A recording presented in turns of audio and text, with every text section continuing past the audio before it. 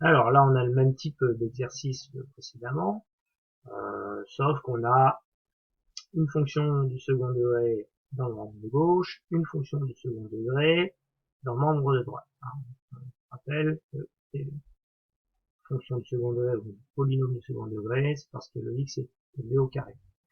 Donc en fait, on va essayer de ramener cet exercice-là comme les exercices précédents. C'est-à-dire qu'on va isoler x carré dans le membre de gauche et les nombres dans le membre de droite. Donc dans un premier temps, je vais donc faire en sorte de retirer ce nombre-là, c'est-à-dire qu'ici, il n'y a plus ce nombre-là. Donc en faisant moins 7 dans le membre de gauche, et si je fais moins 7 dans le membre de droite, je dois faire exactement la même chose de l'autre côté. Voilà, donc j'enlève donc moins 7 dans le membre de gauche, donc 7 moins 7 qui va donner donc 0, et puis ensuite on a 2x au carré moins 16 moins 7, moins 16 moins 7 qui va donner moins 23. Alors maintenant, j'ai 5x au carré qui est égal à 2x au carré moins 23. Donc j'ai dit précédemment que je vais m'arranger pour avoir les nombres à droite et les carrés à gauche.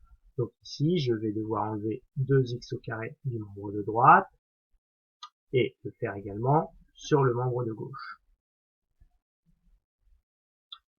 Donc, j'ai dit que j'ai enlevé moins 2x au carré à gauche et à droite, ce qui me donne 5x au carré moins 2x au carré. Des carrés, j'en ai combien? J'en ai 5 moins 2, ça fait 3. Donc ici, tout ceci va donner donc 3x au carré.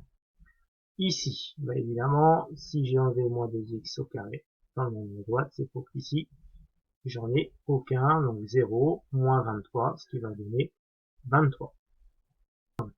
J'avais mis ici un équivalent, alors que c'est un égal, hein, évidemment, vous avez relevé. Alors, maintenant, je me retrouve avec 3 fois le carré de x qui donne un nombre négatif, moins 23. Or, ce que l'on sait, c'est que 3 est forcément un nombre strictement supérieur à 0, c'est un nombre positif. Or, on le sait, c'est une propriété de carré dans les réels, un carré est toujours positif. Et on sait que si on multiplie deux nombres positifs, eh ben forcément, le nombre ici sera forcément positif. Or, ici, on a un nombre positif qui serait égal à un nombre négatif. Donc ça, c'est impossible. Alors, qu'est-ce qui se passe lorsqu'on a quelque chose d'impossible?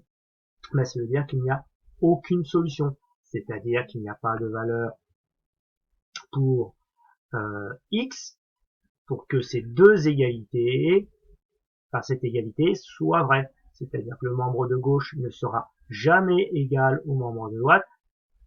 Il n'y a donc aucune valeur de x que l'on peut trouver pour résoudre cette équation-là.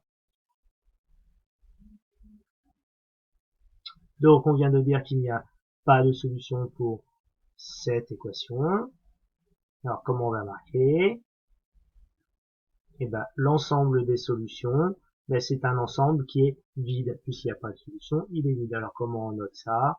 On note ça par un 0 barré, mais en fait c'est la lettre phi en grec. Voilà pour cet exercice. On va passer maintenant au petit e.